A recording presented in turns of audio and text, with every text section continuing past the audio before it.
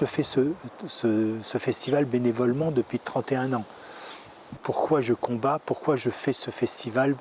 Pourquoi qu'est-ce qui me pousse tous les matins alors que je pourrais très bien me dire, allez, je m'assois dans mon canapé, on regarde Arte et on se cultive juste pour soi. Pourquoi j'ai envie de transmettre, pourquoi j'ai envie, cette envie qui me pousse depuis tant et tant d'années et qui est le fil de toute ma vie. Et je m'interroge, pourquoi j'ai pas la réponse. Une fois, une amie de mes parents, qui était médecin psychiatre, m'a dit « Mais parce que tu es comme ça, il n'y a pas d'autre explication ».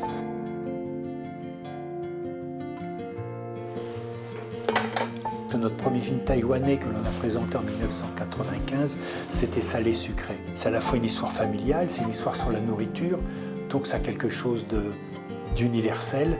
Il faut bien savoir qu'en 1995, nous, on était à la création de notre public, et même en France, il n'y avait pas encore autant de films asiatiques distribués. Et là, ce qui nous intéressait, c'était justement montrer la force de cette petite île qui s'appelle Taïwan, qui avait réussi à faire surgir des talents incroyables. 电影节的气氛很好，是一个很小，但是观众反应也很热烈。看起来他们对亚洲电影也有一定的熟悉度。当时还有那个评审团的主席是戴思杰，关锦鹏带着他的蓝宇也一起去，然后在那边就是有蛮好的一个交流。那我想这跟刘安先生他本身，不管是对于影展的热情或对电影人的热情，有很直接的关系。 Alors j'ai choisi de faire une rétrospective sur Wu Tsao-Tsen parce qu'on l'a rencontré à différentes reprises. J'ai senti en lui qu'il avait la simplicité des vrais grands. Il était venu avec son épouse, qui est vraiment formidable, et qui danse très très bien le rock. C'est vraiment un grand souvenir. On se posait la question pourquoi il nous avait dit oui, et il nous a répondu, mais d'abord en venant à Vesoul, il m'a dit l'intérêt d'un festival comme le nôtre, c'est que ça me permet moi de rencontrer mon public. Et alors que les festivals de catégorie A, on ne joue que sur l'efficience économique d'un film.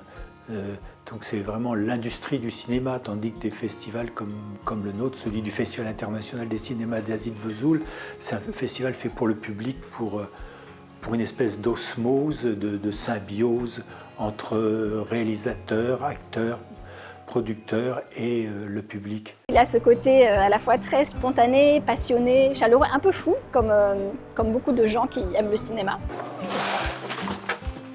C'est un vélo-taxi qu'on a acheté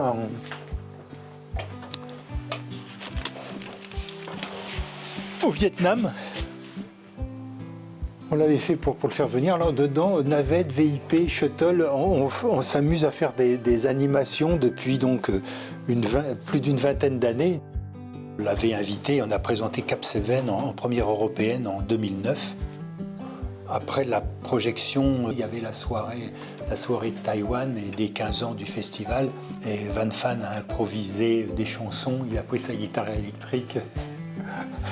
Et il a chanté avec Monsieur Lu, le représentant de Taipei en France. À l'amitié franco-taïwanaise, à nos 15 prochaines années, à Vesoul. Cette rétrospective sur Taïwan, on a présenté une vingtaine de films de Taïwan. Il y en avait 11 qui étaient inédits. Le festival m'a proposé de faire une programmation de films, vu que j'avais commencé à travailler sur l'histoire du cinéma taïwanais. Ce qu'on a décidé ensemble, c'était de pas seulement se concentrer sur les réalisateurs les plus grands, mais aussi sur le cinéma plus ancien.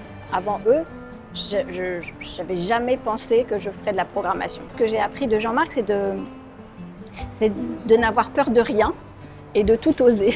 On était aux 30 ans, on sentait les tensions entre le mainland et Taïwan, et on s'était dit faire une rétrospective sur le cinéma taïwanais, c'est une forme d'engagement que de leur offrir notre tribune. On a bâti un regard sur le cinéma taïwanais conséquent avec l'aide du Taiwan Film Audiovisuel Institute. En montrant son cinéma des années 50, 60, 70 qui a dû se développer sous la loi de fer et autoritaire du général Chiang Kai-shek, et puis qu'après, la société ayant évolué, ce système s'étant libéralisé, a permis l'éclosion de la nouvelle vague taïwanaise, puis l'accès à la démocratie, et avec une explosion de talents, notamment de talents féminins, comme Sylvia Chang ou Zero Shu. Et aussi de permettre aussi aux minorités ethniques qui composent Taïwan de s'exprimer. On a trouvé que cette société avait su évoluer dans le bon sens. 我印象最深刻的是观众非常的多，他们会发现哦，原来有一个地方，的民族，他们有些地方是跟我们相似，都会从电影里面找到一个共同的情感。你来参加影展，你是到影展的这一块地方，跟他们的人跟这个城镇有接触。